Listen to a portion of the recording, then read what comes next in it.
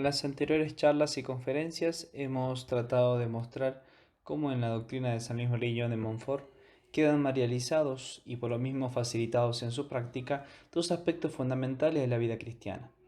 En primer lugar, vimos que para hacernos más fácil la obediencia incesante a Dios, la perfecta conformidad de nuestra voluntad con la suya y el abandono total a su divina providencia, hemos de vivir y obrar por María, es decir, en dependencia continua de la Santísima Virgen y con total confianza en su omnipotente bondad.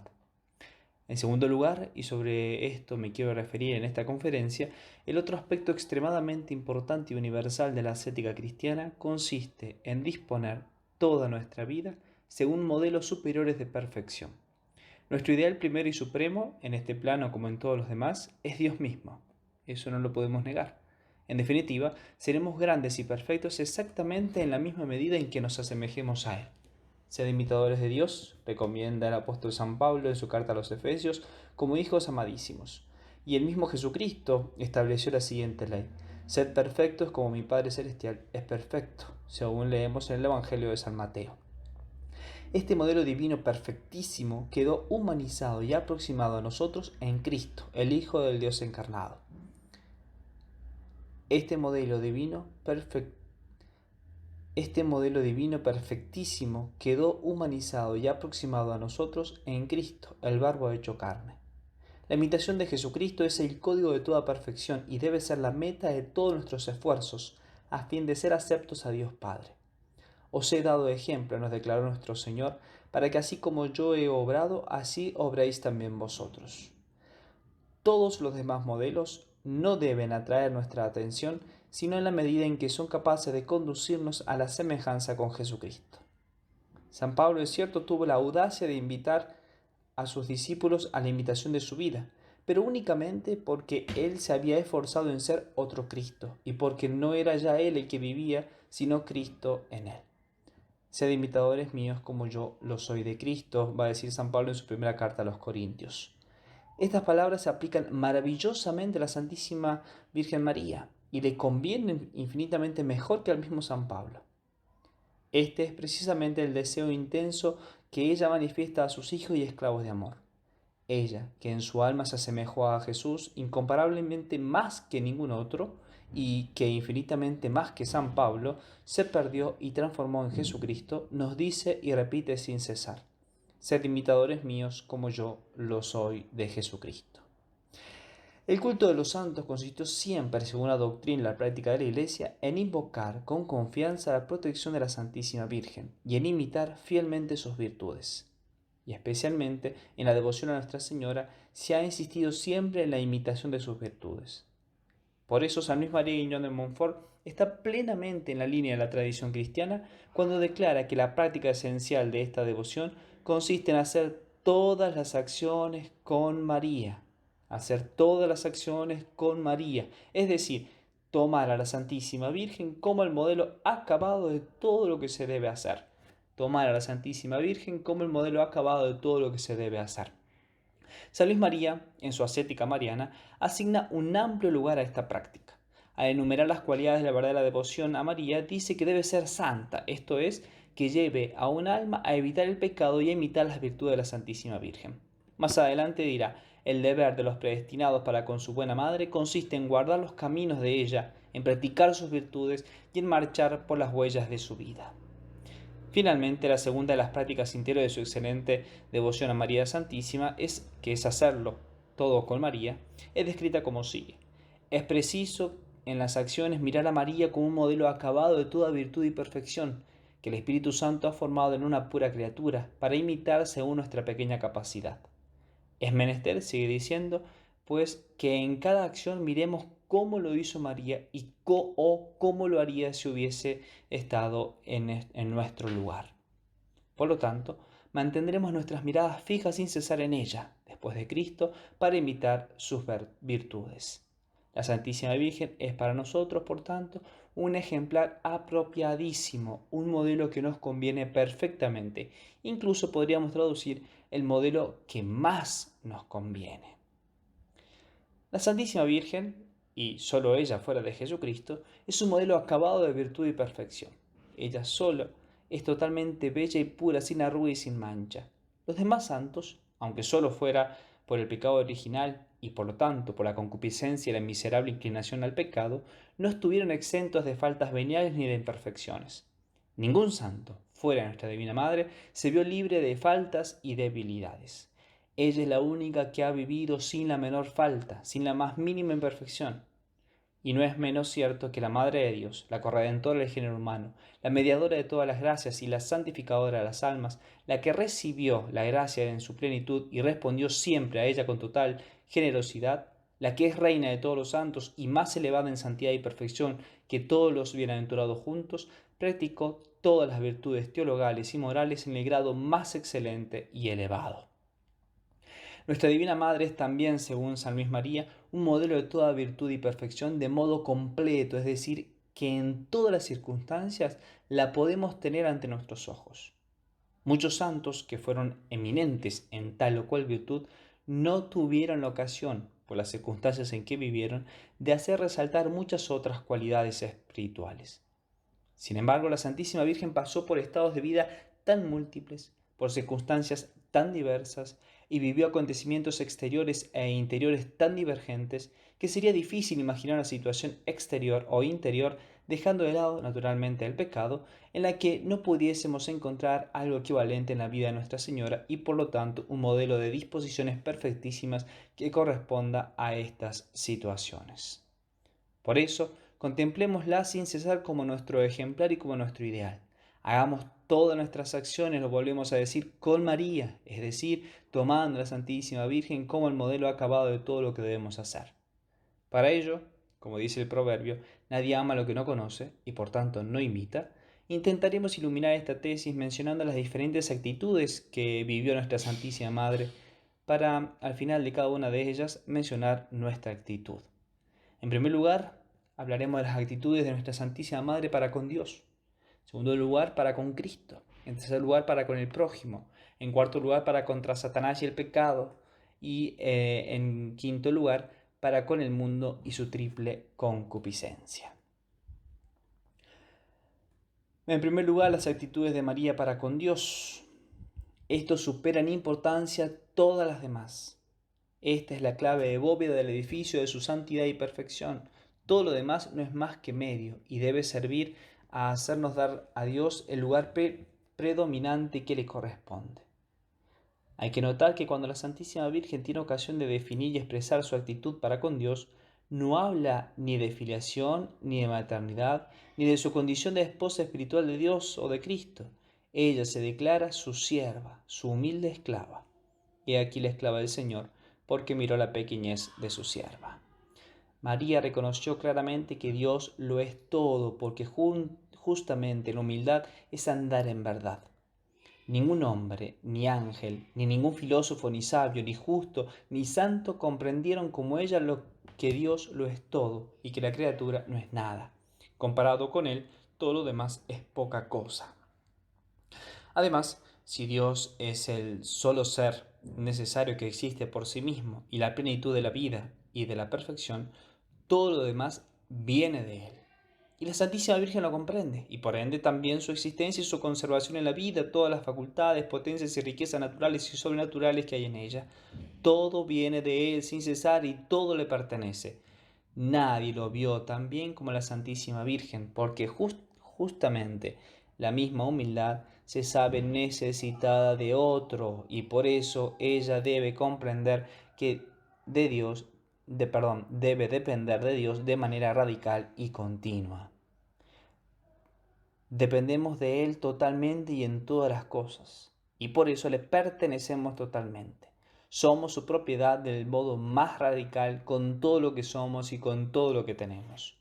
Según la expresión de San Pablo, somos realmente los esclavos de Dios, total y eternamente dependientes de Él, con la obligación de reconocer teórica y prácticamente esta sujeción, esta pertenencia, y eso es lo que queremos hacer fielmente y con amor. También nosotros podemos repetir con la Santísima Virgen, en cierto sentido, que se han hecho en nosotros grandes cosas. Un esclavo de amor debe evitar por encima de todo el orgullo, por el que o bien se sobreestima a sí mismo y desprecia a los demás, o bien lo que es más grave, se atribuye a sí mismo lo que corresponde a Dios, a quien debe atribuirse en definitiva todo honor y toda gloria. Hay que volver siempre a la gran y grave expresión del apóstol. ¿Qué tienes que no hayas recibido? Y si lo has recibido, ¿por qué te glorías como si no lo hubieras recibido? Por tanto, ninguna otra palabra fuera de la de esclavo indica tan clara y fuertemente nuestras relaciones de total dependencia y de radical dependencia respecto de Dios. María comprendió que Dios es el origen primero y la causa primera de cuanto ella es y de cuanto ella tiene, de cuanto ella puede o hace, y que así Él es el justísimo propietario y por consiguiente el dueño y señor incontestado. Él es quien debe mandar, dirigir y conducir, porque Él es el Señor y dueño. Es preciso que ella sea también en la práctica la esclava, la sierva. Ese será su primer deber, su deber más profundo, radical y sagrado, pero al mismo tiempo un deber muy querido y amado. Servir, obedecer, dejarse gobernar y dirigir. Hágase en mí según tu palabra. Es una de las pocas palabras pronunciadas según la Escritura por la Santísima Virgen, pero palabras tan profundas y santas que ni hombre ni ángel alguno podrían sondear plenamente su riqueza ni apreciar su valor. En los gravísimos acontecimientos de la vida nos damos y nos revelamos tal cual como somos. Lo que la Santísima Virgen contesta, la más formidable propuesta que el cielo haya hecho a criatura alguna, es la pura y sencillísima verdad y traduce exactamente sus disposiciones de alma habituales y más íntimas. Es el grito espontáneo de un alma que se entrega tal como es.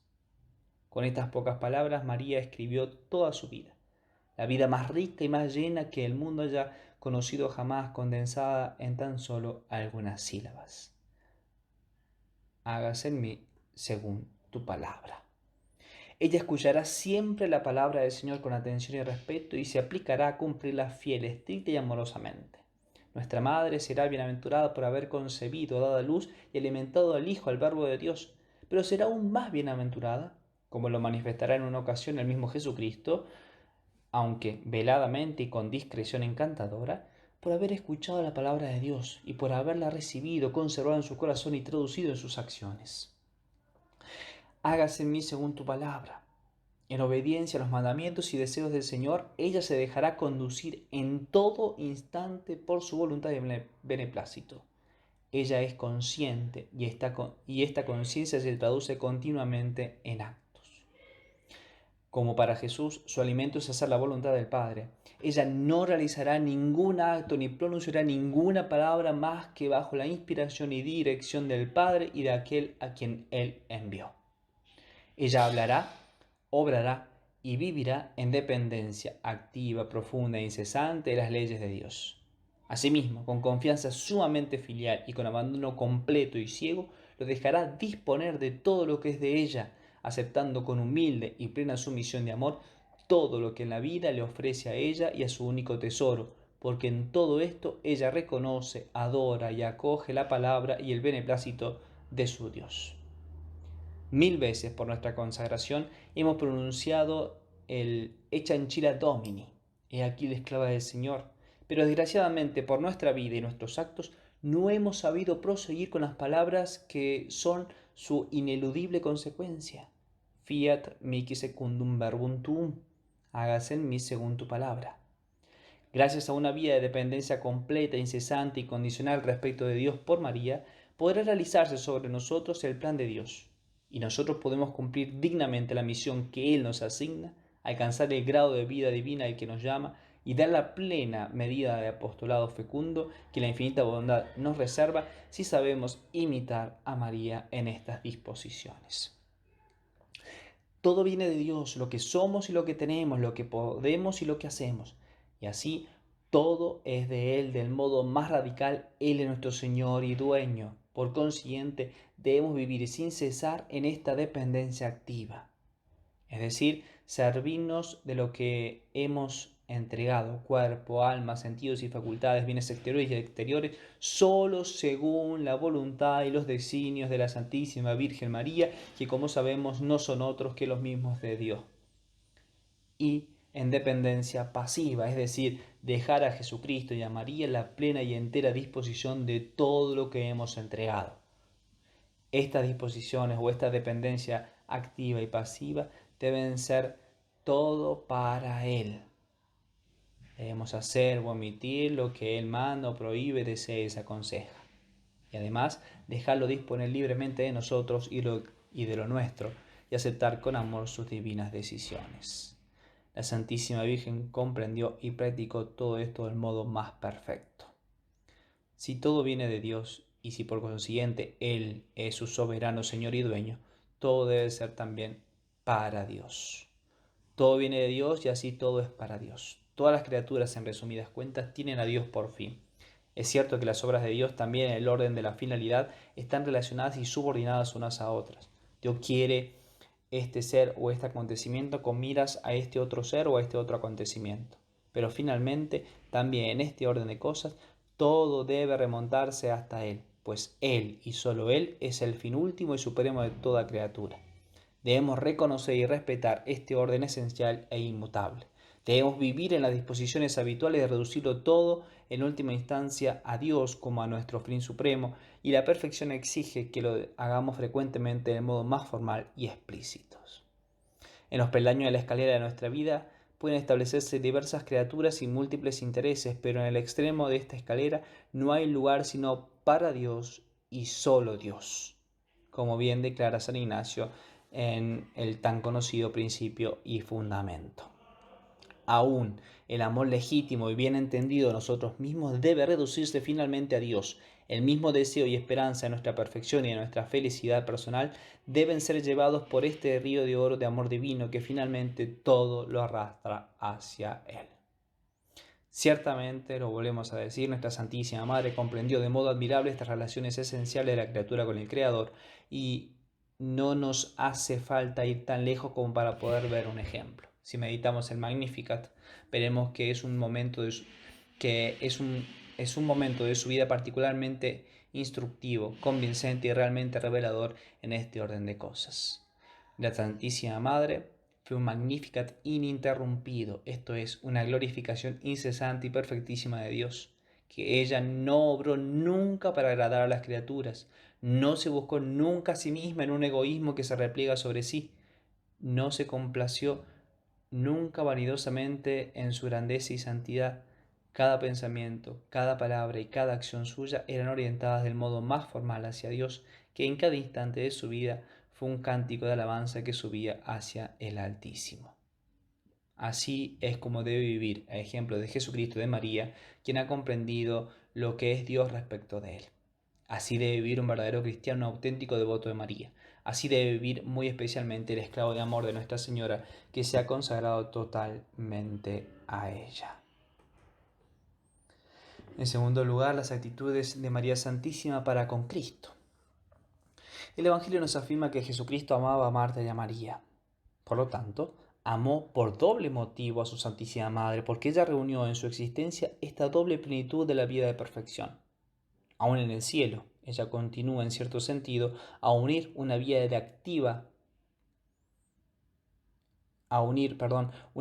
activa preciosísima y elevadísima a la contemplación más sublime. Todos somos llamados a llevar a la vez la vida de oración y la vida de acción. Ora et labora. Reza y trabaja, dice el proverbio benedictino.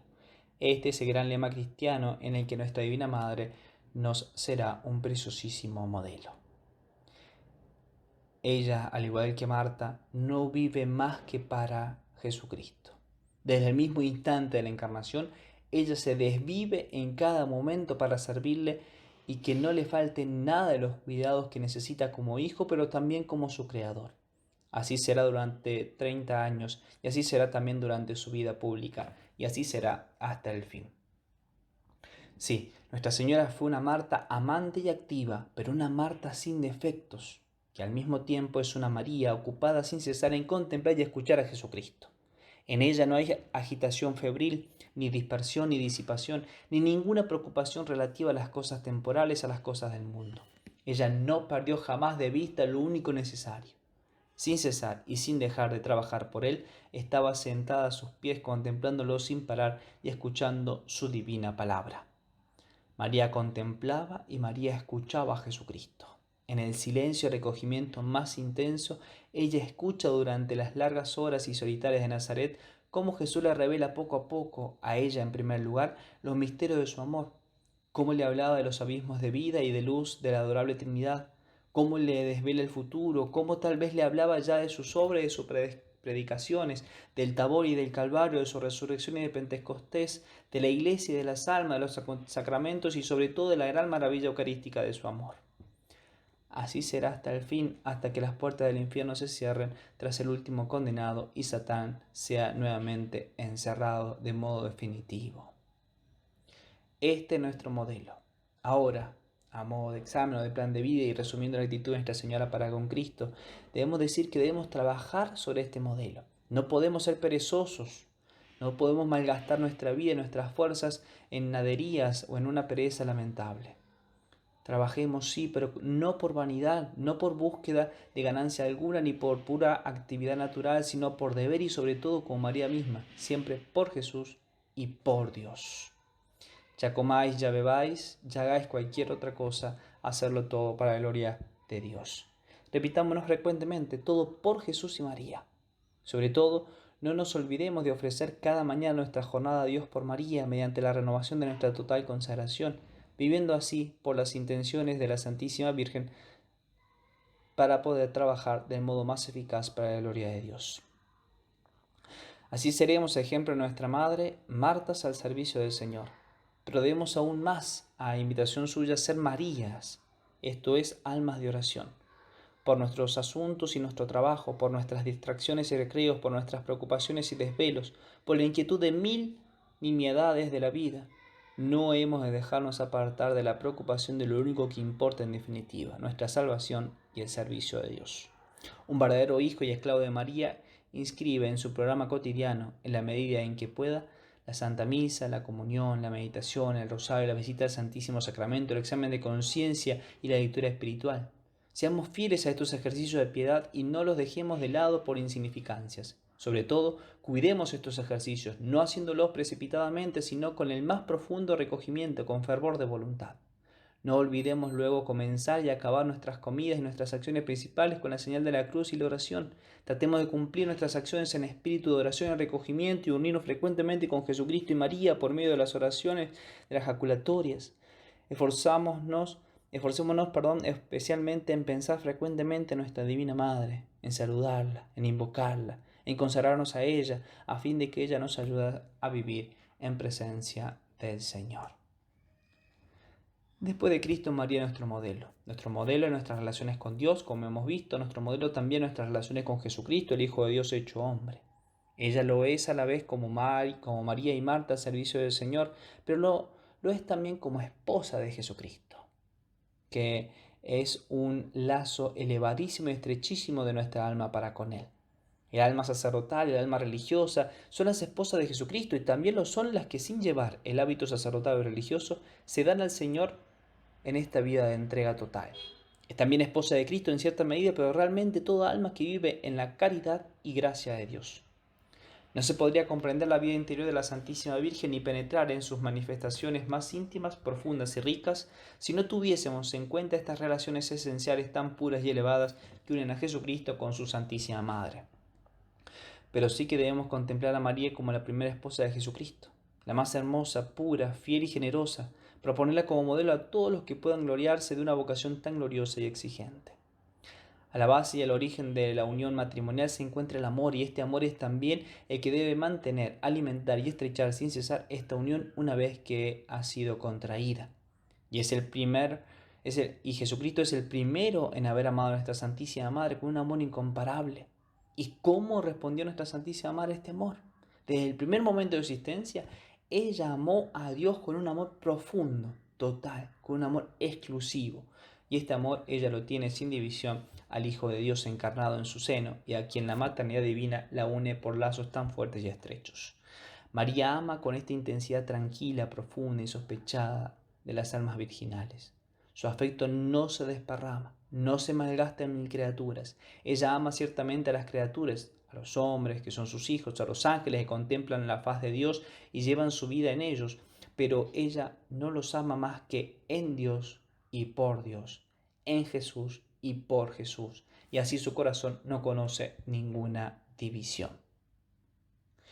María supo en este amor esponsalicio a Jesucristo olvidarse de sí misma. Y esta es la cima del amor, la cumbre tan difícil de escalar. Ella no conoce más que a Jesucristo, no vive sino para complacerlo, manifestarle su amor, darle gozo y consuelo. Su alma se armonizó siempre con la de Cristo. Ella piensa como Él, adopta sus sentimientos y sus disposiciones y conforma todos sus actos y toda su conducta a su beneplácito y a sus preferencias. Ella cumplió de muy buena gana y fidelísimamente otro deber de la esposa, que es el de la convivencia, el de compartirlo todo con él. Desde el momento en que él descendió en el santuario de su seno virginal, ella vivió constante y fielmente, tanto exterior como interiormente, junto a él y compartió de muy buen grado todas sus condiciones de existencia. El establo de Belén, la triste permanencia en Egipto, la pobreza y la dulcísima intimidad de Nazaret, las horas terriblemente duras y dolorosas de su pasión y muerte, y más tarde las horas de su gloriosa resurrección y finalmente de la habitación eterna y beatífica en la casa del Padre, donde su trono se levanta junto al de su Hijo y Esposo. La esposa, por tanto, también en un tercer lugar debe confiar en su esposo. Debe serle fiel a través de todo y muy especialmente en las horas de la lucha y de desamparo y de pruebas. El alma no podría responder a esta eminente dignidad sin la gracia y el concurso de María. Nosotros que queremos ser verdaderos hijos y esclavos de nuestra Santísima Madre, por tanto debemos amar a Jesucristo con todo nuestro corazón, con todas nuestras fuerzas y con toda nuestra alma. Nuestro amor debe ser por Él un amor predominante, un amor exclusivo. Podemos y debemos amar a los hombres, pero únicamente del modo que Él nos prescribió y de que nos dio ejemplo. No podemos acercarnos a las criaturas y servirnos de ellas, sino en la medida en que son para nosotros un medio para servir y glorificar al mismo Jesucristo. Un amor dividido es un amor disminuido, dice San Agustín. Te ama menos, Señor, quien ama algo fuera de ti y no por ti. Este amor debe ser puro, sin mancha. Desgraciadamente nuestras almas quedaron manchadas por el pecado original y arrastran consigo esta triple concupiscencia que nos empuja hacia los bajos fondos. Debemos luchar valientemente para vencer y extirpar estas consecuencias deplorables del pecado. Debemos evitar el pecado mismo, el pecado del espíritu y el pecado de la carne, el pecado mortal y el pecado venial, también la imperfección voluntaria. Así, solo así, podremos agradar a Jesucristo y a María Santísima. Debemos permanecer junto a Jesucristo y compartirlo todo con Él de buena gana. Debemos cumplir su plan providencial a rajatabla.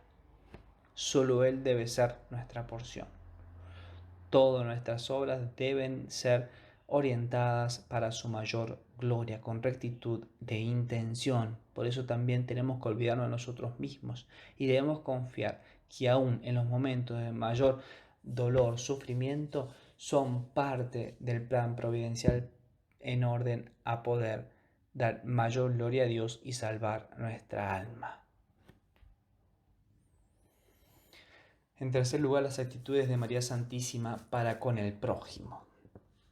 Después de Jesucristo, María es nuestro modelo universal, un modelo apropiadísimo, un modelo de todas las virtudes y para todas las circunstancias de nuestra vida. Ya la hemos estudiado como ejemplar de nuestra actitud de independencia total hacia Dios, de glorificación fiel y de unión estrechísima con Él. También en nuestros lazos con Jesucristo, el hombre de Dios. Ella es para nosotros un modelo precioso y encantador. Pero no solo eso. Nuestras relaciones con los hombres, con nuestro prójimo, llenan gran parte de nuestra existencia y son importantísimas por más de un motivo. Jesucristo determinó con una orden clarísima cuál debe ser, de modo general, estas relaciones. Amarás a tu prójimo como a ti mismo. Cuando se estudia el Evangelio de cerca, uno se sorprende de la importancia que Jesucristo concede a este precepto, de la insistencia con que se nos recomienda el cumplimiento de este deber y de la multiplicidad de motivos que invoca para determinarnos a cumplirlo. Jesús emplea, por decirlo así, estratagemas divinas para determinarnos a cultivar su mandamiento. Dice, seremos tratados exactamente del mismo modo como nosotros hayamos tratado a nuestro prójimo. No juzguéis para no ser juzgados, nos dice. No condenéis para no ser condenados. Dad y se os dará, pues con la medida con que midáis se os medirá. Bienaventurados los misericordiosos, porque ellos alcanzarán misericordia. Y al contrario, uno de sus discípulos, el apóstol Santiago, nos afirma que un juicio sin misericordia está reservado para quien no haya usado misericordia. Jesucristo va aún más lejos en su insistencia sobre este punto. Considera considera como hecho a él mismo todo lo que se hace a los suyos. Su afirmación se basa en la indudable y tan consoladora doctrina de la unidad de la cabeza y de los miembros en el cuerpo místico de él. Por eso que en el juicio final seremos juzgados únicamente, sobre todo, como habremos practicado la caridad. Venid benditos de mi Padre, pues cuanto hicisteis a uno de estos de mis hermanos, más pequeño a mí me lo hicisteis. Debemos preguntarnos frecuentemente si tenemos la señal de los verdaderos discípulos de Cristo y si cumplimos realmente este importantísimo precepto de su corazón amantísimo. La dulce Virgen María es la madre y el tipo admirable de la hermosa caridad cristiana. Ella es la madre del amor hermoso. Los hombres son para ella las copias vivas y las obras maestras de Dios y no puede hacer otra cosa que amar la semejanza viva y la obra de Dios. Y su caridad por nosotros es su amor por Jesucristo, lo cual determina también la intensidad y ternura. Disculpen. Determina también la intensidad y ternura de este amor. A nosotros la doctrina del cuerpo místico nos parece a veces como una metáfora, pero para María es una viva realidad. Ella realmente reconoce y ama a Jesucristo en nosotros. Como hemos dicho, por tanto, María Santísima es un verdadero ejemplo de caridad en Jesucristo. Ama al prójimo en Jesucristo. La caridad con el prójimo ocupa un lugar predominante, decíamos al inicio, en la doctrina de nuestro Señor. Y Nuestra Señora participa singularmente de este amor profundo e inconmensurable de su Hijo por las almas. Queremos nosotros también, como esclavos, copiar este doble modelo de Jesús y de María y amar al prójimo con caridad sobrenatural en Dios y por Dios. Y ejemplo, por tanto, de nuestra Divina Madre, debemos tener las cualidades con las cuales se reviste la caridad. Y en primer lugar podríamos decir que la caridad soporta y lo perdona todo. La caridad de Nuestra Señora para con los hombres es donadora, es una caridad que se sacrifica. El amor verdadero es un amor que da. Cuando se ama realmente se da mucho y de buena gana, y un gran amor hace darlo todo con alegría y sin excepción. Y solo el amor da, como observa muy psicológicamente Santo Tomás. El amor humano muy a menudo se preocupa solo por gozar y no es por lo tanto un amor verdadero, sino más bien un egoísmo camuflado. Pero el dar para María Santísima es privarse, sufrir. Ella no perdonó a su propia alma como canta la iglesia agradecida. Ella sacrificó a su propio hijo con un dolor inexpresable. Jesús, antes de dejarnos, enseñó que nadie tiene amor más grande que el que da la vida por sus amigos. Cuando María entregó a Jesucristo a las torturas y a la muerte, ella nos dio una prueba más preciosa de su tiernísima caridad que si ella misma hubiera soportado el martirio más cruel. Y es que en su vida le era infinitamente más y es que nuestra vida le era más infinitamente preciosa que su propia vida, y ella habría preferido 1000 veces sufrir todos sus sufrimientos antes que tener que aceptar que nosotros los soportásemos, y eso bajo su propia mirada. Debemos amar a nuestro prójimo, a todos los hombres, con una caridad que lo perdona y soporta todo, pero también con un amor de generosidad y de sacrificio.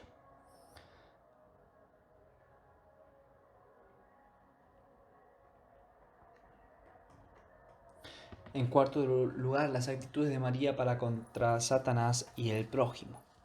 La Santísima Virgen, después de Cristo, es nuestro modelo.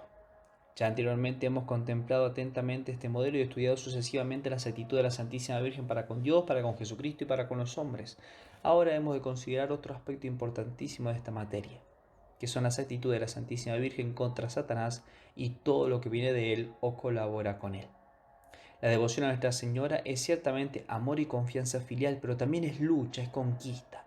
María es toda amor por Dios y en la misma medida la enemistad y la lucha encarnada y subsistente contra Satanás, que es el enemigo de Dios y de las almas.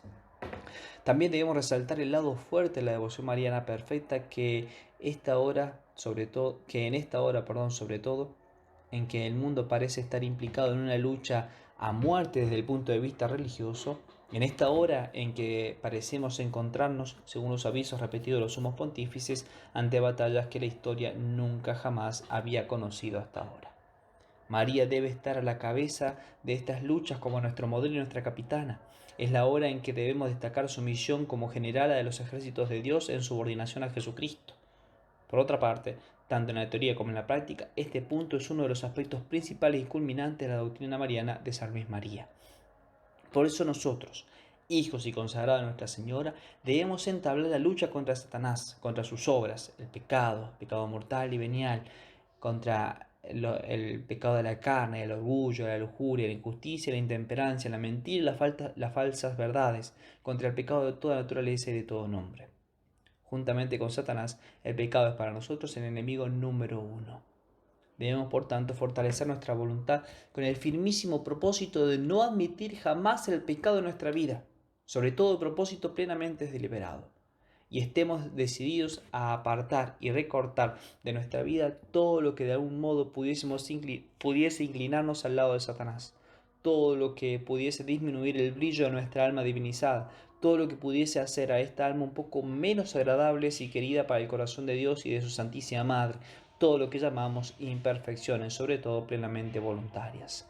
Así seremos capaces de comprender que de ahora en adelante renunciamos a Satanás y a sus obras para pertenecer a Jesucristo nuestro Rey y a María nuestra Divina Soberana. Este es, lo sabemos, un programa bien cargado y difícil de cumplir, pero con el ejemplo y la ayuda de nuestra Santísima Madre, evidentemente todo lo podremos. En quinto lugar, vemos las actitudes de María Santísima para con el mundo y su triple concupiscencia. Como hijos y esclavos de amor de la Santísima Virgen, debemos rechazar a Satanás y a sus obras. Las promesas bautismales y la consagración total a Jesús por María, que es su perfecta renovación, exigen además que renunciemos a las pompas de Satanás. Estas pompas o vanidades de Satanás se identifican con las máximas falaces y las empresas seductoras del mundo perverso, y es imposible formarse una justa idea de estas pompas si no penetramos en el sentido de lo que es el mundo según nos trata la Sagrada Escritura. San Luis María en el pequeño libro poco conocido del amor de la sabiduría eterna dice que debemos condenar y huir de la falsa sabiduría del mundo perverso que es terrena, animal y diabólica. Debemos cuidarnos mucho de no pensar, hablar y obrar como los mundanos. Y en el Tratado de la Verdadera Devoción va a decir que hemos de despreciar, odiar y huir del mundo corrompido. El mundo es Satanás disfrazado, sigue diciendo San Luis María. Su principal padre es el demonio, aunque piense estar odiándolo. El mundo es el reino de Satanás, pero construido sobre la mentira como fundamento. Habitualmente el demonio no se atreve a mostrarse como el espíritu de las tinieblas, se las da de ángel de luz. Difunde la mentira y el pecado bajo apariencia de verdad, de bien. El mundo es Satanás, pero Satanás enmascarado, disfrazado, y eso hace su acción mucho más peligrosa y temible. Jesús llamó mundo a este conjunto de mentiras, de malicia, de pecado, de corrupción y de todo lo que a ello conduce. De esto mismo que hemos dicho, por tanto, se desprende esta conclusión. Es imposible pertenecer a Jesucristo y al mundo. Tenemos que elegir entre los dos, o uno u otro, pero no uno y otro a la vez. Lo que algunos intentan realizar, a saber, conciliar el espíritu del Evangelio con el espíritu del mundo, es sencillamente monstruoso. Si alguno ama al mundo, dice San Juan, el amor del Padre no está en él. ¿No sabéis que la amistad con el mundo, dice a su vez el apóstol Santiago, es enemistad con Dios? Cualquiera, pues, que desee ser amigo del mundo, se constituye en enemigo de Dios. Por tanto, tenemos que elegir. Como hemos dicho, la Santísima Virgen es la lucha encarnada y personificada contra Satanás y el pecado. Y como en el mundo tenemos a Satanás en la perfección de su astucia mentirosa, estemos bien convencidos de que la Santísima Virgen ha recibido una gracia especial que comunica a sus fieles hijos y esclavos para desenmascarar sus ardides, detectar sus pompas, desbaratar y hacerlas fracasar. Ella tendrá un cuidado especial en preservar de las mentiras e ilusiones del demonio a quienes le pertenecen. Allí donde está María, allí no está el espíritu maligno, concluye San Luis María. Un hijo de María no es hijo del mundo. Ella le hará discernir este espíritu del mundo donde quiera que se deslice. Con respecto a la concupiscencia de los ojos, hemos visto lo que es el mundo en general y qué actitud deben de tener con él los hijos y esclavos de la Santísima Virgen. Todo lo que hay en el mundo, nos dice San Juan, la concupiscencia a la carne, la concupiscencia a los ojos y la jactancia de la vida o la soberbia de la vida no vienen del Padre. La sensualidad y la codicia y el orgullo son las características principales del mundo. Como bien sabemos, nadie compartió jamás como María los juicios, los sentimientos y las actitudes del alma de Jesucristo. Nadie se identificó jamás como ella con los modos de ver y de obrar de su Jesús. Ella, que recibió su palabra con una humildad afectuosa, la conservó fielmente en su corazón y la meditó noche y día. Sabemos así con certeza cuáles fueron sus disposiciones más íntimas hacia la pobreza y la humildad, la abnegación y el amor a la cruz. Debemos, por tanto, evitar toda preocupación voluntaria con relación a los bienes temporales. Es una exigencia del Evangelio y de nuestro espíritu de dependencia y de abandono en Dios y en María. Con respecto a la concupiscencia de la carne, la verdadera devoción nos conduce a un trato íntimo e incesante con la Virgen de las Vírgenes. La verdadera devoción es una consagración de nuestro cuerpo, con sus sentidos y miembros, a la Reina de las Vírgenes. Por lo tanto, este cuerpo es un cuerpo consagrado y consagrado a la Madre Virginal de Jesús. Y por eso el esclavo de amor de la Santísima Virgen dispondrá de este cuerpo y lo tratará como ella desea que lo haga y siguiendo su ejemplo. Por tanto, esto debe estimularnos al desprendimiento, a la mortificación y a una total pureza de vida. La verdadera devoción es un medio admirable para conservar la santa pureza y elevarla cada vez más alto por encima de las exigencias humillantes del cuerpo y de la carne. Debilita las inclinaciones carnales y abre totalmente el alma a aspiraciones ideales más bellas y elevadas. Fortifica la voluntad y le da una fortaleza indomable para conseguir una victoria duradera sobre las potencias inferiores y los instintos carnales del hombre. La verdadera devoción es un estimulante poderoso a vivir según el Espíritu, un aprendizaje infalible por una vida de alma santa y fuerte. También este debe ser, por tanto, nuestro pensamiento para fortalecernos en nuestro propósito de vivir puros por, con y en María. Los hijos y esclavos de amor de aquella a quien llamamos comúnmente la Santísima Virgen, debe practicar la bella virtud con extremo cuidado y perfecta vigilancia. Deben ser puros en sus pensamientos y velar ansiosamente porque sus imaginaciones e inteligencia consagradas a la Virgen Castísima no sean profanadas por representaciones peligrosas voluntarias o por una curiosidad malsana y fuera de lugar. Debemos ser puros de corazón, en el que no se admita más afecciones que las que, según nuestro estado de vida, vengan de Dios, nos conduzcan a Dios y por consiguiente tengan la garantía de gozar de la plena aprobación de nuestra Santísima Madre. Puros en el alma, modestos en el porte, en las actitudes, para consigo mismo y para con los demás. En todas las demás partes se encuentran bajo la mirada y en la presencia de Dios. Seamos puros, finalmente, consejo de San Luis María, en nuestras conversaciones. Seamos castos y puros en nuestras miradas.